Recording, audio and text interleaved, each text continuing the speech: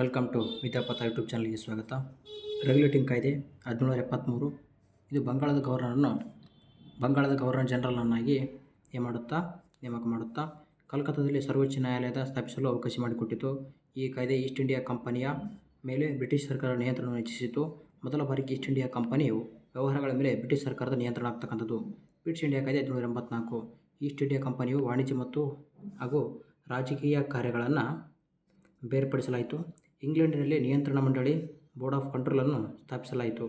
East India ಕಂಪನಿಯ ಭೂಪ್ರದೇಶಗಳನ್ನು ಪ್ರಥಮವಾಗಿ British ಸ್ವಾಮ್ಯಕ್ಕೆ ಒಳಪಟ್ಟ ಪ್ರದೇಶಗಳೆಂದು ಕರೆಯಲಾಯಿತು. ಚಾರ್ಟರ್ ಕಾಯ್ದೆ 1793 ಇದು 20 ವರ್ಷಗಳೊಮ್ಮೆ ವ್ಯಾಪಾರದಲ್ಲಿ ಏಕಸ್ವಾಮ್ಯತೆಯನ್ನು ಪಡೆಯಿತು ಹಾಗೂ ಗವರ್ನರ್ ಜನರಲ್ಗೆ ತಮ್ಮ ಕೌನ್ಸಿಲ್ ನಿರ್ಧಾರವನ್ನು ತಿರಸ್ಕರಿಸುವ ಅಧಿಕಾರವನ್ನು ನೀಡಲಾಯಿತು. ಇನ್ನು ಚಾರ್ಟರ್ ಕಾಯ್ದೆ 1813 ಇದು ಈಸ್ಟ್ ಇಂಡಿಯಾ ಕಂಪನಿಯು ಭಾರತದ ವ್ಯಾಪಾರದ ಮೇಲೆ ಹೊಂದಿದ್ದಿರತಕ್ಕಂಥ ಏಕಸ್ವಾಮ್ಯ ಟ್ರೇಡ್ ಮೊನೊಪೊಲಿಯನ್ನು ರದ್ದುಗೊಳಿಸಿ ಭಾರತದೊಂದಿಗೆ ವ್ಯಾಪಾರ ನಡೆಸಲು ಎಲ್ಲ ವರ್ತಕರಿಗೆ ಅವಕಾಶ ನೀಡಲಾಯಿತು. ಭಾರತದಲ್ಲಿರುವ ಬ್ರಿಟಿಷ್ ಭೂಪ್ರದೇಶಗಳಿಗೆ ನಿವಾಸಿಗಳಿಗೆ ಪಾಶ್ಚಿಮಾತ್ಯ ಶಿಕ್ಷಣವನ್ನು ನೀಡಲು ಅವಕಾಶವನ್ನು ಮಾಡಿಕೊಡಲಾಯಿತು ಹಾಗೂ ಜನರಲ್ಲಿ ಅರಿವು ಮೂಡಿಸುವ ಉದ್ದೇಶದಿಂದ ಭಾರತಕ್ಕೆ ಆಗಮಿಸಲು ಒಂದು ಕ್ರೈಸ್ತ ಮಿಷನರಿ ಅವಕಾಶ ನೀಡಲಾಯಿತು. ಇನ್ನು ಚಾರ್ಟರ್ ಕಾಯ್ದೆ 1833 ಬಂಗಾಳದ ಗವರ್ನರ್ ಜನರಲನ್ನು ಭಾರತದ ಗವರ್ನರ್ ಜನರಲನ್ನಾಗಿ ಮಾಡಲಾಯಿತು. ಲಾರ್ಡ್ ವಿಲಿಯಂ ಬೆಂಟಿಕ್ ಭಾರತದ ಗವರ್ನರ್ ಜನರಲ್ ಆಗಿ ನೇಮಕ ಆಗಿರ್ತಕ್ಕಂಥದ್ದು. ನೆಕ್ಸ್ಟ್ ಅದೇ ರೀತಿಯಾಗಿ ಲಾರ್ಡ್ ಮೆಕಾಲೆ ಇದು ಒಂದು ಕಾನೂನು ಆಯೋಗವನ್ನು ನೇಮಿಸಲಾಯಿತು. ಈಸ್ಟ್ ಇಂಡಿಯಾ ಕಂಪನಿ ಎಲ್ಲ ವಾಣಿಜ್ಯ ಚಟುವಟಿಕೆಗಳನ್ನು ಅಂತ್ಯಗೊಳಿಸಲಾಯಿತು. ಗವರ್ನರ್ ಜನರಲ್ನ ಕೌನ್ಸಿಲ್ನಲ್ಲಿ ಒಬ್ಬ ಭಾರತೀಯರನ್ನು ಕಾನೂನು ಸದಸ್ಯನಾಗಿ ನೇಮಕ ಮಾಡಲಾಯಿತು. ಇನ್ನು ಚಾರ್ಟರ್ ಕಾಯ್ದೆ 1853 ಇಲ್ಲಿ ಮುಕ್ತ ಸ್ಪರ್ಧಾತ್ಮಕ ಪರೀಕ್ಷೆಗಳ ಮೂಲಕ ಸರ್ಕಾರಿ ಸೇವೆಗಳಿಗೆ ಅಭ್ಯರ್ಥಿಗಳನ್ನು ಆಯ್ಕೆ ಮಾಡಲು ಮತ್ತು ನೇಮಕ ಮಾಡಲು ಅವಕಾಶ ನೀಡಲಾಯಿತು ಹಾಗೂ ಉನ್ನತ ನಾಗರಿಕ ಸೇವೆಗಳಿಗೆ ನೇಮಕಗೊಳ್ಳುವಂತಹ ಅವಕಾಶವನ್ನು ಭಾರತೀಯರಿಗೆ ನೀಡಲಾಯಿತು. 1854 ಮೆಕಾಲೆ ಸಮಿತಿ ಇದು ಭಾರತೀಯ ನಾಗರಿಕ ಸೇವೆಗಳ ಸಮಿತಿಯನ್ನು ನೇಮಕ ಮಾಡಲಾಯಿತು. ಬಂಗಾಳ ಪ್ರಾಂತ್ಯಕ್ಕೆ ಒಬ್ಬ ಪ್ರತ್ಯೇಕ ಗವರ್ನರನ್ನಾಗಿ ನೇಮಿಸಲಾಯಿತು. ಭಾರತದಲ್ಲಿ ಸಂಸದೀಯ ಪದ್ಧತಿ ಆರಂಭ ಆಗಿರ್ತಕ್ಕಂಥದ್ದು. ಇನ್ನು ಭಾರತದ ಸರ್ಕಾರ ಕಾಯ್ದೆ 1858 ಇದು ಈಸ್ಟ್ ಇಂಡಿಯಾ ಕಂಪನಿಯನ್ನು ರದ್ದುಗೊಳಿಸಿ ಭಾರತದಲ್ಲಿ ಆಡಳಿತ ನಿರ್ವಹಣೆಯ ಜವಾಬ್ದಾರಿಯನ್ನು ನೇರವಾಗಿ ಬ್ರಿಟಿಷ್ ಸಾಮ್ರಾಜ್ಞಿಯಾಗಿರ್ತಕ್ಕಂಥ ರಾಣಿಗೆ ವರ್ಗಾಯಿಸಲಾಯಿತು. ಭಾರತದ ಗವರ್ನರ್ ಜನರಲ್ ಎಂಬ ಪದವನ್ನು ಭಾರತದ ವೈಸ್ರಾಯ್ ಎಂದು ಬದಲಿಸಲಾಯಿತು. ಭಾರತದ ರಾಜ್ಯ ಕಾರ್ಯದರ್ಶಿ secretary of state for India ಎಂಬ ಹೊಸ ಹುದ್ದೆಯನ್ನು ಸೃಷ್ಟಿಸಲಾಯಿತು. 1858 ರಾಣಿಯ ಘೋಷಣಾ ಪತ್ರ ಎಂದು ಕರೀತಾರೆ. ನೆಕ್ಸ್ಟ್ 1861 ಕಾಯ್ದೆ ಇದು ಕಾರ್ಯಕಾರಿ ಸಮಿತಿಗೆ ಭಾರತೀಯರನ್ನು ನಾಮಕರಣ ಮಾಡಲು ಅವಕಾಶ ನೀಡಲಾಯಿತು. ಭಾರತದ ಆಡಳಿತದಲ್ಲಿ ಭಾಗವಹಿಸಲು ಭಾರತೀಯರಿಗೆ ಮೊದಲ ಬಾರಿಗೆ ಅವಕಾಶ ನೀಡಲಾಯಿತು. ಇನ್ನು ಭಾರತ ಕೌನ್ಸಿಲ್ ಕಾಯ್ದೆ 1892 ಇದು ಲೆಜಿಸ್ಲೇಟಿವ್ ಕೌನ್ಸಿಲ್ನ ಕಾರ್ಯಗಳನ್ನು ಹೆಚ್ಚಿಸಲಾಯಿತು. ಕೇಂದ್ರ ಮತ್ತು ಪ್ರಾಂತೀಯ ಲೆಜಿಸ್ಲೇಟಿವ್ ಕೌನ್ಸಿಲ್ ಸರ್ಕಾರೇತರ ಸದಸ್ಯರ ಸಂಖ್ಯೆಯನ್ನು ಹೆಚ್ಚಿಸಲಾಯಿತು. ಭಾರತದಲ್ಲಿ ಚುನಾವಣಾ ಪದ್ಧತಿಯನ್ನು ಪರಿಚಯಿಸಲಾಯಿತು. ನೆಕ್ಸ್ಟ್ ಅದೇ ರೀತಿಯಾಗಿ ಭಾರತ ಸರ್ಕಾರ ಕಾಯ್ದೆ 1909 ಇದನ್ನು ಮಿಂಟೋ ಮಾರ್ಲೆ ಸುಧಾರಣೆಗಳು ಅಂತ ಕರಿತೀವಿ. ಓಕೆನಾ, ಏನಂತ ಕರಿತೀವಿ? ಮಿಂಟೋ ಮಾರ್ಲೆ ಸುಧಾರಣೆಗಳು ಅಂತೇಳಿ ಕರಿತೀವಿ. ಇದು ವೈಸ್ರಾಯ್ ಒಂದು ಕಾರ್ಯನಿರ್ವಾಹಕ ಸಮಿತಿಗೆ ಒಬ್ಬ ಭಾರತೀಯರನ್ನು ನಾಮಕರಣ ಮಾಡಲು ಪ್ರಥಮ ಬಾರಿಗೆ ಅವಕಾಶ ನೀಡಲಾಯಿತು ಹಾಗೂ ಪ್ರಥಮ ಬಾರಿಗೆ ಮುಸ್ಲಿಮರಿಗೆ ಪ್ರತ್ಯೇಕ ಮತದಾನ ಪದ್ಧತಿಯನ್ನು ಪರಿಚಯಿಸಲಾಯಿತು ಹಾಗೂ ಶಾಸನಸಭೆಗಳಲ್ಲಿ ಅಧಿಕಾರವನ್ನು ಹೆಚ್ಚಿಸಲಾಯಿತು. ಶಾಸನಸಭೆಯಲ್ಲಿ ವಾಣಿಜ್ಯೋದ್ಯಮಗಳಿಗೆ, ವಿಶ್ವವಿದ್ಯಾಲಯಗಳಿಗೆ ಹಾಗೂ ಜಮೀನ್ದಾರರಿಗೆ ಪ್ರತ್ಯೇಕ ಪ್ರಾತಿನಿಧ್ಯತೆಯನ್ನು ನೀಡಲಾಯಿತು. ಪ್ರಾಂತೀಯತೆಯ ಒಂದು ಸ್ವಾಯತ್ತತೆಯನ್ನು ಕೂಡ ನೀಡಲಾಗಿರ್ತಕ್ಕಂಥದ್ದು. ಇನ್ನು ಭಾರತ ಸರ್ಕಾರ ಕಾಯ್ದೆ 1919 ಮ್ಯಾಂಟಗೋ ಜೇಮ್ಸ್ಫೋರ್ಡ್ ಸುಧಾರಣೆಗಳು ಅಂತ ಕರಿತೀವಿ. ಇಲ್ಲಿ ಶಾಸನೀಯ ಅಧಿಕಾರಗಳನ್ನು ಕೇಂದ್ರ ವಿಷಯಗಳು, ಪ್ರಾಂತೀಯ ವಿಷಯಗಳು ಎಂಬ 2 ವಿಧಗಳಿಗೆ ಮಾಡ್ತಾರೆ.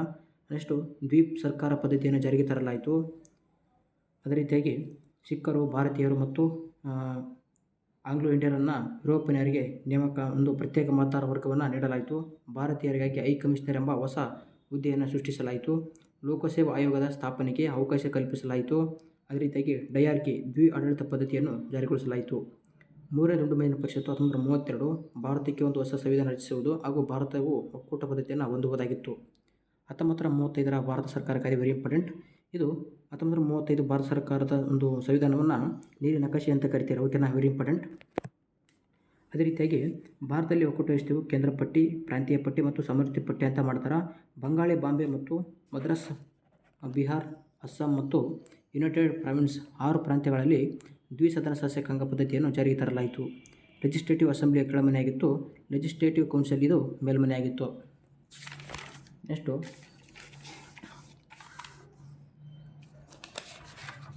1935 ಭಾರತ ಸರ್ಕಾರ ಕಾಯ್ದೆ ನೋಡೋದಾದರೆ ಭಾರತೀಯ ರಿಸರ್ವ್ ಬ್ಯಾಂಕ್ ಸ್ಥಾಪಿಸಲಾಯಿತು ಹಾಗೂ ಲೋಕಸೇವಾ ಆಯೋಗ ಮತ್ತು ಪ್ರಾಂತೀಯ ಲೋಕಸೇವಾ ಆಯೋಗ ಜಂಟಿ ಲೋಕಸೇವೆಗಳನ್ನು ರಚನೆ ಕೂಡ ಅವಕಾಶವನ್ನು ಕಲ್ಪಿಸಲಾಯಿತು. ಅದೇ ರೀತಿಯಾಗಿ ಪ್ರಾಂತ್ಯಗಳಲ್ಲಿ ದ್ವಿಸರ್ಕಾರ ಪದ್ಧತಿಯನ್ನು ರದ್ದುಪಡಿಸಲಾಯಿತು. ಭಾರತೀಯ ಮಂಡಳಿಯನ್ನು ಕೂಡ ರದ್ದುಪಡಿಸಲಾಯಿತು. ನೆಕ್ಸ್ಟ್ ವೆರಿ ಇಂಪಾರ್ಟೆಂಟ್ ಆಗಿರ್ತಕ್ಕಂಥದ್ದು 1940 ಆಗಸ್ಟ್ ಕೊಡುಗೆಯು ಯುದ್ಧದ ನಂತರ ತಮ್ಮ ಸಂವಿಧಾನವನ್ನು ತಾವೇ ರಚಿಸಿಕೊಳ್ಳುವುದೇ ಭಾರತೀಯ ಹಕ್ಕನ್ನು ಮಾನ್ಯ ಮಾಡಿತು. 1940 ಆಗಸ್ಟ್ ಕೊಡುಗೆಯನ್ನು ಎರಡನೇ ಮಹಾಯುದ್ಧದ ನಂತರ ಸಂವಿಧಾನದ ರಚನಾ ಸಮಿತಿಯನ್ನು ರಚಿಸಲು ಭಾರತೀಯರಿಗೆ ಅವಕಾಶ ಕಲ್ಪಿಸಿತು. ಮಹಾತ್ಮ ಗಾಂಧಿ 1942 ಕ್ರಿಪ್ಸ್ ಪ್ರಸ್ತಾವನೆಗಳನ್ನು ಮುಂದಿನ ದಿನಾಂಕದ ಚೆಕ್ ಪೋಸ್ಟ್ ಡೇಟೆಡ್ ಚೆಕ್ ಎಂದು ಟೀಕಿಸಿದ್ದಾರೆ. 1946ರ ಈ ಒಂದು ಕ್ಯಾಬಿನೆಟ್ ಆಯೋಗವು ನಮ್ಮ ದೇಶದ ಸಂವಿಧಾನವನ್ನು ರಚಿಸಲು ಸಂವಿಧಾನ ರಚನಾ ಸಭೆಯನ್ನು ಸ್ಥಾಪಿಸಬೇಕು ಎಂದು ಶಿಫಾರಸು ಮಾಡಿತು. ಸಂವಿಧಾನ ರಚನಾ ಸಭೆಯನ್ನು ಪರೋಕ್ಷ ಚುನಾವಣೆಯ ಮೂಲಕ ರಚಿಸಬೇಕೆಂದು ಈ ಆಯೋಗ ಮತ್ತೊಂದು ಈ ಶಿಫಾರಸನ್ನು ಆಗಿತ್ತು. ಭಾರತ ಸ್ವಾತಂತ್ರ್ಯ ಕಾಯ್ದೆ 1947 ಮೂಲಕ ಬ್ರಿಟಿಷ್ ಆಡಳಿತ ಕೊನೆಗೊಳಿಸಲಾಯಿತು. ಇನ್ನು ಎಕ್ಸಾಮಲ್ಲಿ ಬಂದಿರತಕ್ಕಂಥ ಪ್ರಶ್ನೆಗಳು ನೋಡೋಣ. ಕೇಂದ್ರ ಮತ್ತು ರಾಜ್ಯಗಳ ನಡುವಿನ ಅಧಿಕಾರ ವಿಭಜನೆ ಯಾವುದರಲ್ಲಿ ಒದಗಿಸಲಾದ ಹಂಚಿಕೆ ಅಂತ ಕೊಟ್ಟಿದ್ದಾರೆ. ಭಾರತ ಸರ್ಕಾರ ಕಾಯ್ದೆ 1919. ದ್ವಿಪ್ರಭುತ್ವ ಸಂಸ್ಥಾನಗಳಲ್ಲಿ ಜಾರಿಗೆಗೊಳಿಸಿದ್ದು ಅಂತ ಕೊಟ್ಟಿದ್ದಾರೆ. ಭಾರತ ಸರ್ಕಾರ ಕಾಯ್ದೆ 1919. ಭಾರತ ಶಾಸಕಾಂಗ 2 ಶಾಸಕಾಂಗಗಳ ಸಭೆಗಳನ್ನು ಭಾರತ ಸರ್ಕಾರ ಕಾಯ್ದೆ 1919ರಲ್ಲಿ ಮಾಡಲಾಗಿದೆ. ಇಷ್ಟೇ ರೀತಿಯಾಗಿ ಕೆಳಗಿನಗಳಲ್ಲಿ ಭಾರತ ಸರ್ಕಾರ ಯಾವ ಒಂದು ಕಾಯ್ದೆ ಮೂಲಕ ಪ್ರಥಮ ಬಾರಿಗೆ ಕೇಂದ್ರ ಮತ್ತು ರಾಜ್ಯ ಲೋಕಸೇವೆಯನ್ನು ಏನು ಮಾಡುತ್ತಾ ಜಾರಿಗೆ ತಂದಿದೆ ಅಂತ ಕೇಳಿದ್ದಾರೆ. 1935 ಭಾರತ ಸರ್ಕಾರ ಕಾಯ್ದೆ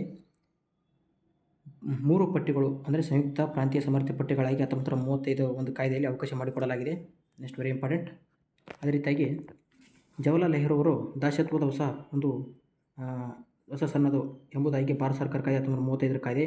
ಮ್ಯಾಂಟೋಗಾ ಜೇಮ್ಸ್ ಫೋರ್ಡ್ ವರದಿಯನ್ನು ಆಧರಿಸಿ ಬ್ರಿಟಿಷ್ ಸಂಸತ್ತಿನಲ್ಲಿ ಪಾಸಾದ ಮಸೂದೆಯನ್ನು ಹೀಗೆಂದು ಕರೆಯಲಾಯಿತು. 1919 ಭಾರತ ಸರ್ಕಾರ ಕಾಯ್ದೆ.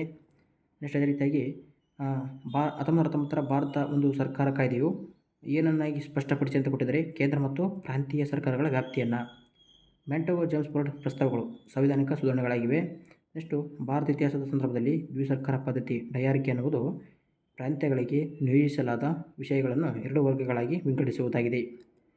1935 ಭಾರತ ಸರ್ಕಾರ ಕಾಯ್ದೆ ಸ್ಥಾಪಿಸಿದ ಒಕ್ಕೂಟದಲ್ಲಿ ಶೇಷಾಧಿಕಾರಗಳ ಇವುಗಳನ್ನು ಯಾರಿಗೆ ನೀಡಲಾಯಿತು ಅಂತ ಕೊಟ್ಟಿದ್ದಾರೆ. ಗವರ್ನರ್ ಜನರಲ್ ಅವರಿಗೆ ನೀಡಲಾಯಿತು. 1935 ಸದಸ್ಯರಲ್ಲಿ ಶಾಸನದಲ್ಲಿ ಕೆಳಗಿನ ಯಾವ ಸೌಲಭ್ಯ ಇರಲಿಲ್ಲ ಅಂತ ಕೊಟ್ಟಿದ್ದಾರೆ. ಗವರ್ನರ್ ಜನರಲ್ ಕೌನ್ಸಿಲ್ನಲ್ಲಿ ಒಬ್ಬ ಭಾರತೀಯರನ್ನು ಕಾನೂನು ಸದಸ್ಯನಾಗಿ ನೇಮಕ ಮಾಡುವುದು.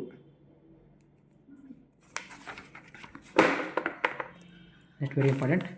ಮ್ಯಾಂಟೋಗಾ ಜೇಮ್ಸ್ ಫೋರ್ಡ್ ವರದಿ ಅಂತ ಕೊಟ್ಟಿದ್ದಾರೆ. ಇದು 1919ಕ್ಕೆ ಆಧಾರವಾಯಿತು. ವೆರಿ ಇಂಪಾರ್ಟೆಂಟ್ ನೋಡಿ. ಮತ್ತು 1935 ಭಾರತ ಸರ್ಕಾರ ಕಾಯ್ದೆಯು ಇದಕ್ಕೆ ಅವಕಾಶ ಮಾಡಿಕೊಟ್ಟಿತು ಅಂತ ಕೊಟ್ಟಿದ್ದಾರೆ. ಇದಕ್ಕೆ ಸರಿ ಆನ್ಸರ್ ಪ್ರಾಂತೀಯ ಸ್ವಾಯತ್ತತೆ, ಫೆಡರಲ್ ಕೋರ್ಟ್ನ ಸ್ಥಾಪನೆ, ಕೇಂದ್ರದಲ್ಲಿ ಆಲ್ ಇಂಡಿಯಾ ಫೆಡರೇಷನ್, ಈ 3 ಕೂಡ ಮಾಡಿಕೊಟ್ಟಿರ್ತಕ್ಕಂಥದ್ದು. ಹಾಗೂ 17ನೇ ಪ್ರಶ್ನೆ. 3ನೇ ದೊಡ್ಡ ಮೇಜಿನ ಪರಿಷತ್ತಿನ ಚರ್ಚೆಯು ಅಂತಿಮವಾಗಿ 1935ರಲ್ಲಿ ಭಾರತ ಸರ್ಕಾರ ಕಾಯ್ದೆಯು ಮಂಡನೆಗೆ ಎಡೆ ಮಾಡಿಕೊಟ್ಟಿದೆ ಅಂತ ಕೊಟ್ಟಿದ್ದಾರೆ. ಸರಿಯಾಗಿದೆ. ಅದೇ ರೀತಿಯಾಗಿ ಭಾರತ ಸರ್ಕಾರ ಕಾಯ್ದೆಯು ಬ್ರಿಟಿಷ್ ಭಾರತದ ಅಡಿಯಲ್ಲಿ ಮತ್ತು ರಾಜಪ್ರಭುತ್ವದ ಅಡಿಯಲ್ಲಿ ಭಾರತೀಯ ಒಕ್ಕೂಟ ಸ್ಥಾಪನೆಗೆ ಅವಕಾಶ ಒದಗಿಸಿತು. ಇದು ಕೂಡ ರೈಟ್ ಆಗಿರ್ತಕ್ಕಂಥದ್ದು. 1 ಮತ್ತು 2 ಆನ್ಸರ್ ರೈಟ್ ಆನ್ಸರ್. ನೆಕ್ಸ್ಟ್ UPSCಯಲ್ಲಿ ಬಂದಿರತಕ್ಕಂಥ ಪ್ರಶ್ನೆ. 1935 ಗವರ್ನಮೆಂಟ್ ಆಫ್ ಇಂಡಿಯಾ ಆ್ಯಕ್ಟ್ನಲ್ಲಿ ಇದ್ದಿರ್ತಕ್ಕಂಥ ಇನ್ಸ್ಟ್ರೂಮೆಂಟ್ ಆಫ್ ಇನ್ಸ್ಟ್ರಕ್ಷನ್ಗಳು 1950ರಲ್ಲಿ ಭಾರತದ ಸಂವಿಧಾನದಲ್ಲಿ ಈ ಹೆಸರಿನಲ್ಲಿ ಸೇರಿಸಲ್ಪಟ್ಟಿವೆ ಕೊಟ್ಟಿದ್ದಾರೆ. ರಾಜನೀತಿ ನಿರ್ದೇಶಕ ತತ್ವಗಳು. ನೆಕ್ಸ್ಟ್ ಕೊನೆಯ ಪ್ರಶ್ನೆ. ಕೆಳಗಿನ ಯಾವುದನ್ನು ಆಧರಿಸಿ ಭಾರತದ ಸಂವಿಧಾನದಲ್ಲಿ ಕೇಂದ್ರ ಮತ್ತು ರಾಜ್ಯಗಳ ನಡುವಿನ ಅಧಿಕಾರ ಹಂಚಿಕೆಗಳನ್ನು ಮಾಡಲಾಗಿದೆ. ಇದು 1935 ಭಾರತ ಸರ್ಕಾರ ಕಾಯ್ದೆ 2002 UPSCಯಲ್ಲಿ ಬಂದಿರತಕ್ಕಂಥ ಪ್ರಶ್ನೆಯಾಗಿದೆ. ಇದೇ ರೀತಿಯಾಗಿ ನಮ್ಮ ಮುಂದಿನ ವಿಡಿಯೋಗಳಿಗಾಗಿ ನಮ್ಮ ಚಾನಲನ್ನು ಸಬ್ಸ್ಕ್ರೈಬ್ ಮಾಡಿಲ್ಲ ಅಂದರೆ ಸಬ್ಸ್ಕ್ರೈಬ್ ಮಾಡಿ ಅಂತ ಹೇಳ್ತಾ ಮುಂದಿನ ವಿಡಿಯೋದಲ್ಲಿ ಸಿಗೋಣ. Thank you for watching. ಜೈ ಹಿಂದ್.